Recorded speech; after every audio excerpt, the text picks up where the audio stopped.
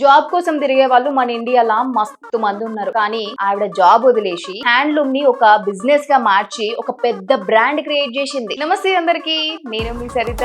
ఈ రోజు కూడా ఒక మంచి ఆంటర్‌ప్రెన్యూర్ జర్నీ గురించి చెప్పడానికి ముందుకు వచ్చేసిన.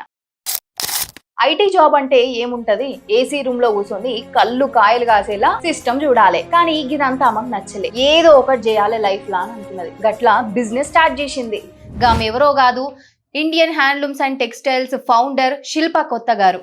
నేతన్నల గల్లీలోకి వచ్చి ఆమె ఒక సామ్రాజ్యాన్ని సృష్టించింది. కేవలం 50,000 రూపాయలతో Indian handlooms and textiles start చేసింది. స్టార్టింగ్ ఏమైందంటే వాట్సాప్ స్టేటస్ లల్లా, గ్రూప్స్ లల్లా ఆమె శారీస్ ని ప్రమోట్ చేసుకున్నది. గట్ల 4 నుంచి 5 ఆర్డర్లు మాత్రమే వచ్చినాయట. ఇదంతా చూసి ఆమెను ఏమన్నారట తెలుసా, ఇదంతా కాని ముచ్చటక్క, ఇదంతా దండగా అన్నారు. కానీ మన అక్క ఏమన్నదో తెలుసా, మీరు ఇప్పుడు వ్యూస్ చూస్తున్నారు స్టేటస్ లల్లా, కానీ నేను చూసేది మాత్రం రాబోయే సామ్రాజ్యాన్ని చూస్తున్నా అన్నదట. ఇదంతా చూస్తే నాకు ఒక సినిమా డైలాగ్ గుర్తొస్తుంది. సింహం 2 అడుగులు వెనక్కేసిందంటే భయపడి కాదు, వేట మొదలు పెట్టడానికి. స్టార్టింగ్ లా శారీస్ అమ్మింది, తర్వాత కుర్తా సెట్స్ అమ్మింది, వేరే దగ్గర నుంచి తీసుకొచ్చి జనాలకి ఇక్కడ అమ్మింది. కానీ ఇదంతా కాదు, క్వాలిటీ బడ్జెట్ ఫ్రెండ్లీలో జనాలకి అమ్ముదాం అనుకున్నది. అట్లా మిడిల్ మ్యాన్ లేకుండా క్వాలిటీ హ్యాండ్లూమ్స్ ని మనందరికి నచ్చేలా డిజైన్ చేసారు. క్వాలిటీలో తగ్గేదే లేదు, అట్లనే రేట్లా ఆగేదే లేదు. 50,000 కదా, పోతే పర్లేదు, గెలిస్తే మాత్రం నా పేరు చరిత్రలో నిలిచిపోద్దని గట్టిగా ఫిక్స్ అయింది. సీన్ కట్ చేస్తే ఇప్పుడు